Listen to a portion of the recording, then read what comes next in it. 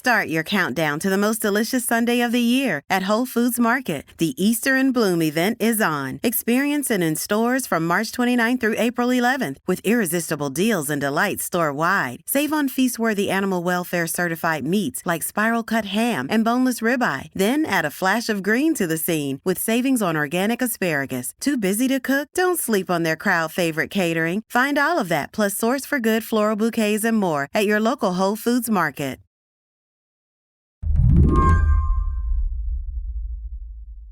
If you've been watching college basketball this month, you know that it has been a season of underdogs. And that will do it. FDU believe it! For just the second time ever, a 16 beats a 1. There was that game where 16th seed Fairleigh Dickinson beat top-ranked Purdue. Then this past weekend, Gutsy performance. It's the biggest win in Hurricane Hoops history. the University of Miami was down by double digits before they overtook the Texas Longhorns anyway.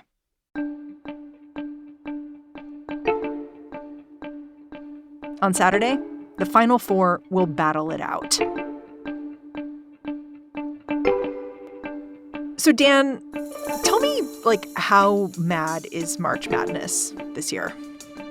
This year is one of the more unique tournaments we've ever seen. Dan Murphy is a reporter at ESPN. Yeah, I heard it described as the Final Four nobody could have expected. Literally no one's brackets were right. Is that right? I think that's probably fair to say. Mine are certainly a disaster and have been for a while now. The question I had for Dan was how much of this craziness has to do with money. 2 years back, new rules for college athletes rolled out, giving them a chance to endorse products and collect fees for doing so. Caitlin Clark, super fan, almost famous popcorn. Caleb Love, fanatic, Andia's ice cream.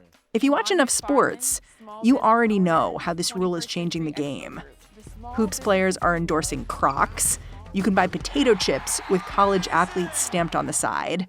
A deodorant brand is recruiting amateur basketball stars. Basically, if you can sell it, there is a March Madness tie-in. Great Clips, official hair salon of March Madness. Do you think this college basketball tournament would look as wild as it does without a newly opened spigot of money flowing to players? It's hard to say. It's one data point and really early on, but one of the big concerns when college athletes were first allowed to make money from people inside the college sports world was that all of the talent is going to concentrate among the richest schools. Clearly, this year's tournament is evidence to the contrary. We have folks from Florida Atlantic, from San Diego State, and from Miami, schools that have never made the Final Four before, and definitely not the blue bloods of college basketball. Dan says, the one thing we do know is that this tournament is a cash cow, raking in close to $1 billion a year. And as college athletes work out these side deals, the NCAA seems to be wishing it could call a timeout. So this month, while players have been hitting the court, the NCAA has been lobbying Congress. They're asking Congress for help to try to wrestle back some control over the sports that they used to have complete control over. Huh. I didn't know that, you could do that. Be like, hey, I'm having some problems working my stuff out over here. Congress, could you make me a rule? Usually it's pretty frowned upon to say, hey, I have a problem, I want Congress to solve it. But the only organization I know of that might actually move slower than Congress has been the NCAA.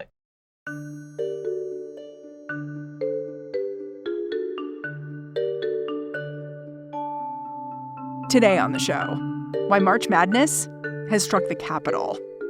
I'm Mary Harris. You're listening to What Next? Stick around.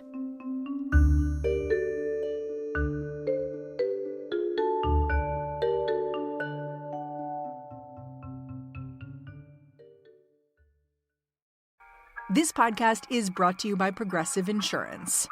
Most of you hearing my voice right now are probably multitasking.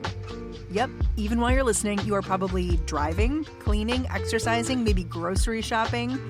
But if you're not in some kind of moving vehicle, there is something else you could be doing right now. Getting an auto quote from Progressive Insurance.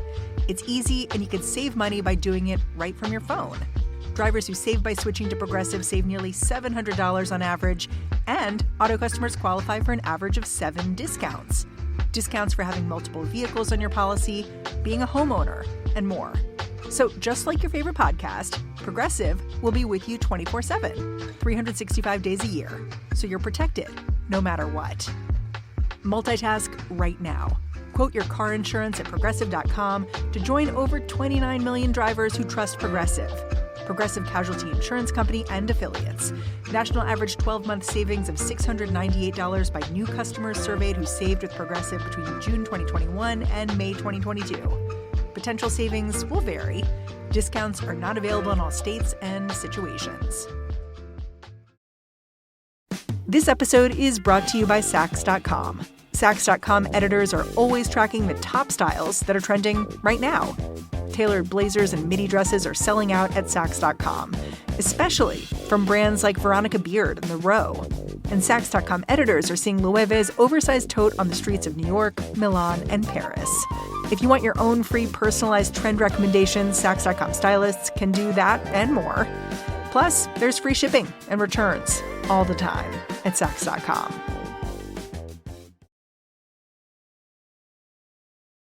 Let's start here. The rules for money in college sports did not change because the NCAA wanted them to. They changed because they were forced. Back in 2021, the Supreme Court issued a unanimous opinion that called out the Collegiate Sports Association for raking in cash while refusing student athletes a piece of the pie.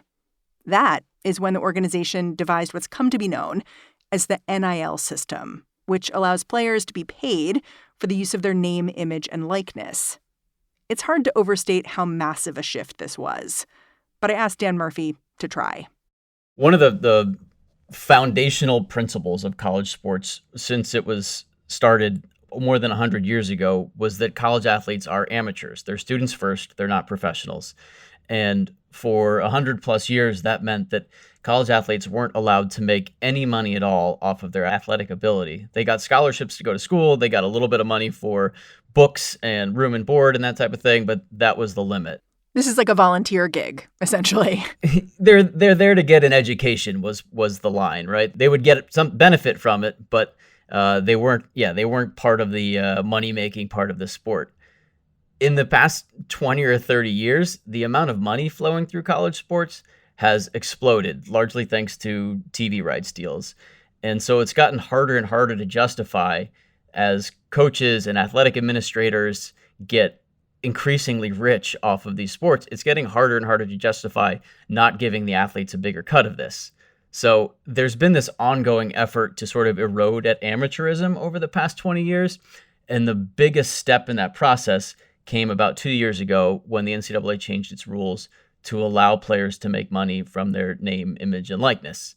Tonight, after growing pressure, the NCAA voting to allow student athletes to cash in on their sports success, allowing them to earn money on lucrative endorsements, personal appearances, even autograph signings.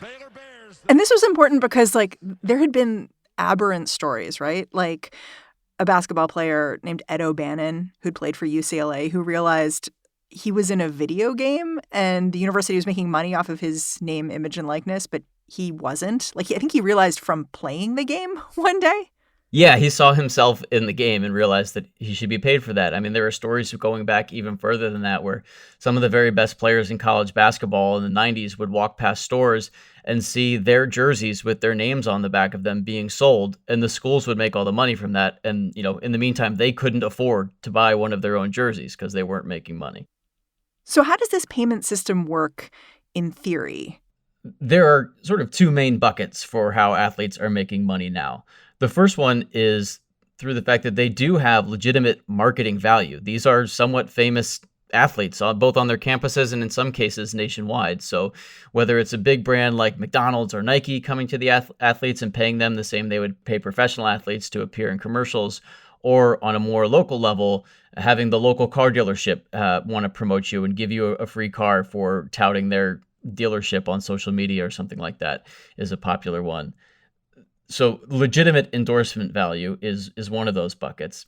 The second one, and the one that's the bigger concern for a lot of people in college sports, is groups of boosters who have for a long time paid athletes under the table against the NCAA rules have now gotten together and sort of organized themselves to pay what's become a de facto salary. So athletes will take money. They still have to do something on paper to earn it. It might be showing up for a meet and greet event or signing some autographs for fans that this groups of boosters will then go and sell.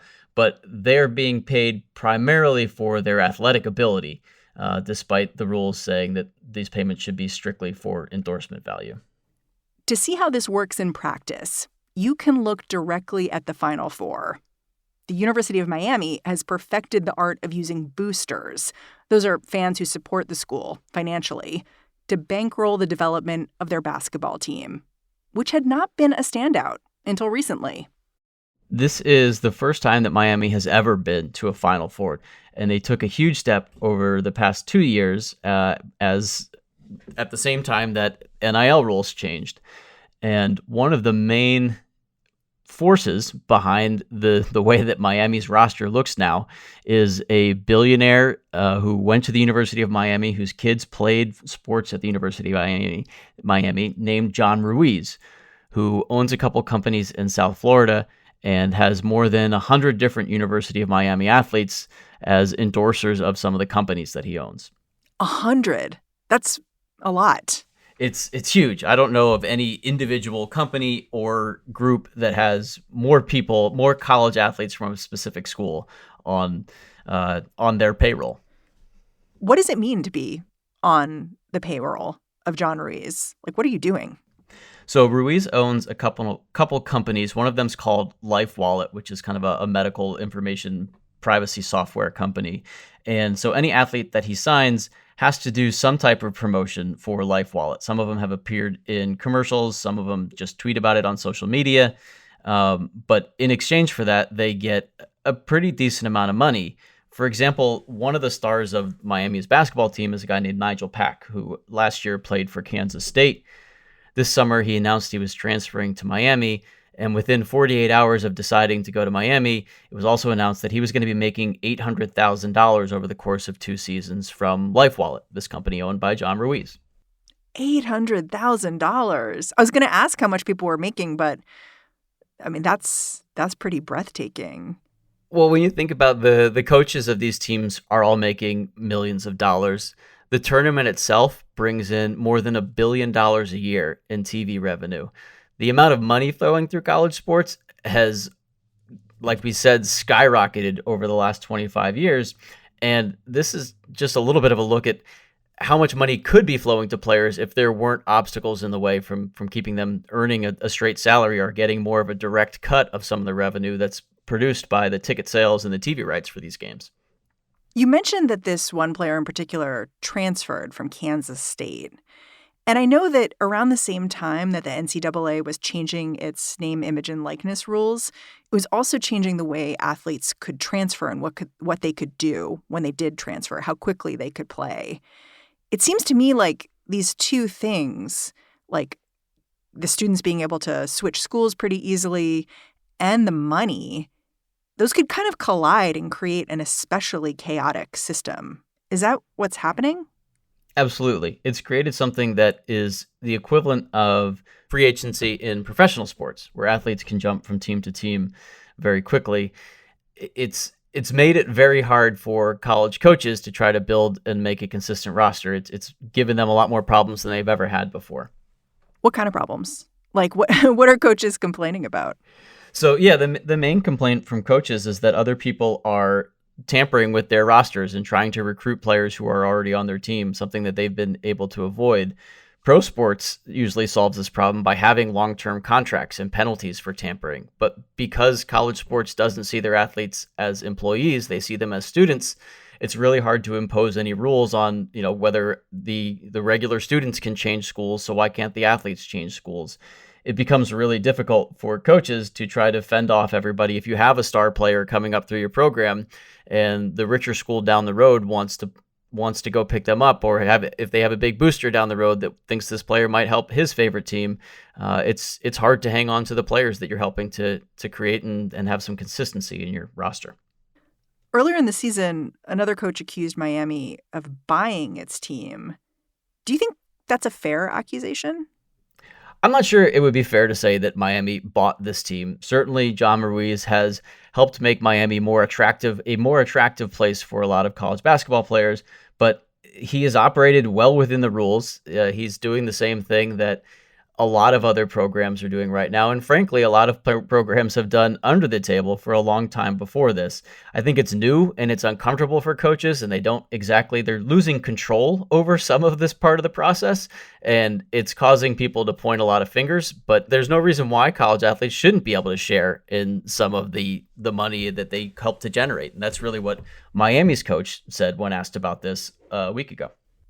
It's interesting because I was reading this op-ed from Bomani Jones in the Times a couple days back, and he raised the story of a football player who basically tried to get a name, image, likeness package from University of Miami, actually, and was expecting like $9 million, but then another school came through with $13 million, and then everything fell apart.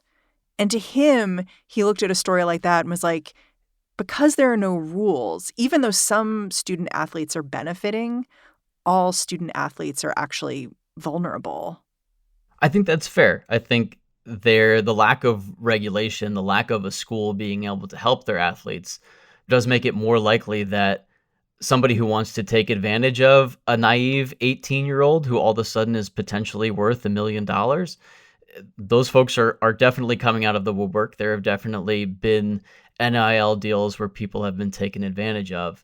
And as much as schools would like to try to solve some of those issues, they feel like they have to keep a little bit of distance from this because they don't want to be seen as the ones orchestrating these NIL deals. The bigger problem, I think, is that in many ways, this is the only mechanism for all of the money flowing through college sports to make its way down to the main labor force in college sports, the athletes themselves. It sounds like you're saying the NCAA doesn't love how this system is working. It's a system that they kind of put out there. And also, like, the fundamental problem is that the NCAA doesn't want to see these people as employees. So this seems like a problem of their own design. Very much so. They were forced into this system, right? They didn't choose this system. They were sort of backed into a corner by federal lawsuits. And this is absolutely a transitionary period for college sports. The current system isn't ideal really for anybody involved. The athletes aren't necessarily getting paid for their most important assets, which is their athletic ability. The schools don't like the system because they're losing control over it. But right now, no one can really agree on the best way to move forward.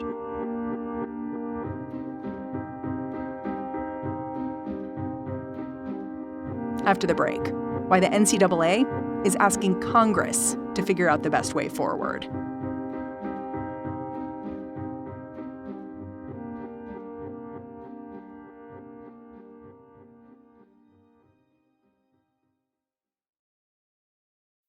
Hey everyone, this is a quick shout out to our Spotify listeners. We are so glad you guys are here.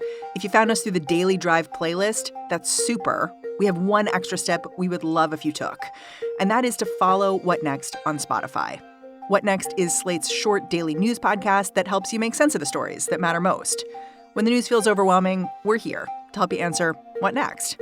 You can follow us directly by searching for What Next in the Spotify app.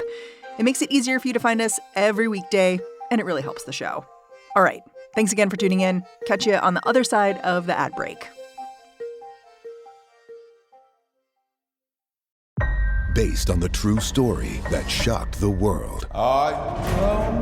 Critics are calling A Spy Among Friends on MGM Plus a thrilling new Cold War drama. Treason. That's what I'm accusing you of. With spellbinding performances. I am not a traitor! Starring Emmy Award winners Damian Lewis and Guy Pearce. You're trying to get me killed. Give me one reason why not. Are you lonesome? A Spy Among Friends. Watch now, only on MGM Plus. The world looks different behind the handlebars of a Rad electric bike. Grabbing takeout looks less like greasy styrofoam boxes and more like a cross-town adventure. Ride shares look less like piling into the back of a car and more like grabbing fresh air with your friends. And commuting can even start to look like the best part of your day. That's because with Rad, the world is what you make of it, not what it makes of you. See for yourself with a 14-day free trial. Find your fun at radpowerbikes.com. Start your countdown to the most delicious Sunday of the year at Whole Foods Market. The Easter in Bloom event is on. Experience it in stores from March 29th through April 11th with irresistible deals and delights store-wide. Save on feast-worthy animal welfare certified meats like spiral cut ham and boneless ribeye. Then add a flash of green to the scene with savings on organic asparagus. Too busy to cook? Don't sleep on their crowd favorite catering. Find all of that plus Source for Good floral bouquets and more at your local Whole Foods Market. This week in Washington, student athletes and coaches will sit down in front of the House Energy and Commerce Committee to try to explain how the NCAA's NIL system is working for them. This is billed as a hearing on protecting the name, image, and likeness rights of college students. But Dan Murphy says it's more complicated than that because it is the NCAA itself who's been lobbying lawmakers for a change here. The NCAA has asked Congress to say, in order to regulate this on a nationwide level, we need some type of federal law here because there are a number of state laws that are slightly different from one another, and we want to be able to have some control over what happens here in the future. The only way we can do that, they say, is if Congress passes a law. There are plenty of people who would disagree with that and think the NCAA should probably go off and solve its own problems or come to grips with the reality that they need to cut players in on, at least at the high levels of football and basketball, some of the money that they make. But right now, it looks like the NCAA is relying on Congress to try to pass some kind of a law, and it remains to be seen if Congress will actually be able to do that. And it sounds like the NCAA, they have a new president who is like a former player, but also involved in political circles. So it sounds like they're kind of reorganizing themselves, thinking that they're going to be making a case in the world of politics right now. Is that fair? Totally. Yeah. The new president of the NCAA who took over this March is the former governor of Massachusetts, who was the most popular governor in the country, despite being a Republican in a very Democratic state. And one of his biggest assets, the reason he was hired by the NCAA, was because they believe he has the political acumen to go to Capitol Hill and convince people in Congress to help the NCAA. What would a dream law from Congress directed at the NCAA look like? The NCAA's official wish list has included part of a law that will explicitly say that college athletes aren't employees. They want to make sure that they maintain the student-to-school relationship with college athletes. And the president of the NCAA, Charlie Baker, he's said explicitly, I've never spoken to an athlete who wants to be an employee. Is that true, in your opinion? Whether or not he has ever, that's probably true. But I don't know that. I'm sure if you polled a lot of athletes and told them that they could get a bigger chunk of money as an employee, or if they were treated as a professional, you'd get plenty of them that would ask for more money. But one of the biggest problems with solving the future of the NCAA is when we see college sports as fans, a lot of us see the Final Four and Alabama football and Ohio State football and Miami's basketball team. When people like Charlie Baker look at the NCAA, and they're not totally wrong to do this, they see over 1,000 different schools and hundreds of thousands of college athletes that range from the guy who's going to be the top pick in the next year's NBA draft down to the guy who was a decent player on your high school team who's now playing at a small Division III school. So the benefits that the overwhelming majority of college athletes receive as part of playing college sports are a pretty good deal for them. But the amount of money generated by the very top end of college sports makes it really hard to keep all of these athletes under the same umbrella. Okay, so I understand why the NCAA would be coming to Congress and saying, hey, let's never say these people are employees. What else would the NCAA want out of Congress in terms of some kind of rule that would make their lives easier?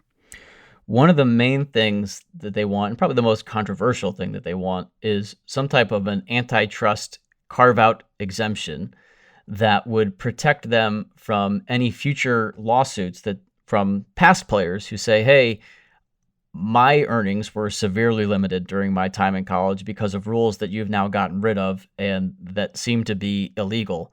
So I want a cut of this. And there are active antitrust lawsuits along those lines in the process right now that could be financially crippling for the NCAA. So they're hoping that Congress will help them avoid that by passing a law by saying this is a somewhat unique industry and it deserves unique rules because of that. That's a gutsy ask, given that the Supreme Court a couple years back basically said, ruled that this was an antitrust violation, that you're not paying the players, right? Yeah, that is a big ask. Basically, the Supreme Court said you're breaking the law, and rather than saying, okay, let us get back within compliance with the law, the NCAA has said, okay, let's go to Congress and ask them to change the law. Do you feel like the students themselves are actively engaged with the future of how they're paid? Most college athletes already have enough on their plate between having to go to class and play their sport that worrying about the future of this is a very low priority for them. And most of the college athletes now, anything that's going to happen in legislation, they'll be gone. Their eligibility to be a college athlete will have expired by the time any of this comes into shape. It's important to remember that every American citizen has the right to use their name, image, and likeness to make money. It's only once you sign up to play a college sport that the NCAA has traditionally clawed back some of those rights from college athletes. So, really any law that's put in place theoretically is restricting some of these athletes more than the average citizen. It's interesting. You're laying out all these kind of structural reasons why the NCAA is pretty likely to get what they want. Like they can wait student athletes out, and they care a lot about this in a way that the student athletes can't. This is just like a blip in their life, a couple years, 4 years maybe. The biggest point of leverage that college athletes have ever had is the threat that, hey, maybe we won't play. Maybe on Saturday before the Final Four, we'll decide to sit it out, and then you guys will have to deal with that with the amount of money that flows through these sports. But because the window of opportunity for college athletes to play their sport and to perform is so small, that's always been really difficult, right? The way this is handled in professional sports is players in the NBA or the NFL form unions, and they negotiate and collectively bargain for a piece of the profits from their sport and for all of the rights that they enjoy. That's a long, complicated process, and college athletes have never had the time to be around long enough to benefit from that, which is why we see this playing out now more in a legislative process than in sort of a collective bargaining way that it has in many other sports. Dan seems skeptical that the NCAA is going to be able to put this long-running controversy over paying athletes to bed with just a simple wave of Congress's wand. He thinks that in order to really set things right, the NCAA will have to be bolder. Ultimately, I think the NCAA is this huge behemoth of an association that has so many different parties with very different interests that it could solve a lot of people's problems if they decide to split off and say, hey, part of this is a big multi-billion-dollar entertainment industry. And for the rest of these schools, it's closer to an after-school, educationally enriching academic experience. And the schools that want this to be an entertainment industry should go and do that. And the rest of us should take a step back and make this more of an educational after-school activity. Right now, the NCAA is trying to do both, and that's causing all kinds of problems for everybody involved.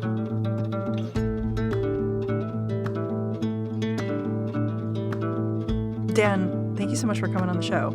I feel like I really get it now. Thanks for having me.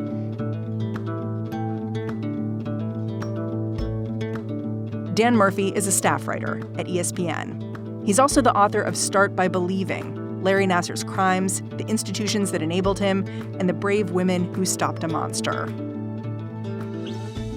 And that's the show.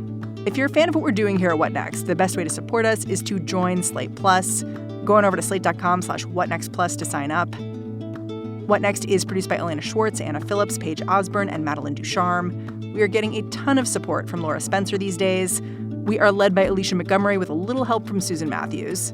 Ben Richmond is the Senior Director of Podcast Operations here at Slate. And I'm Mary Harris. You can go track me down on Twitter. I'm at Mary's Desk. Thanks for listening. I'll catch you tomorrow.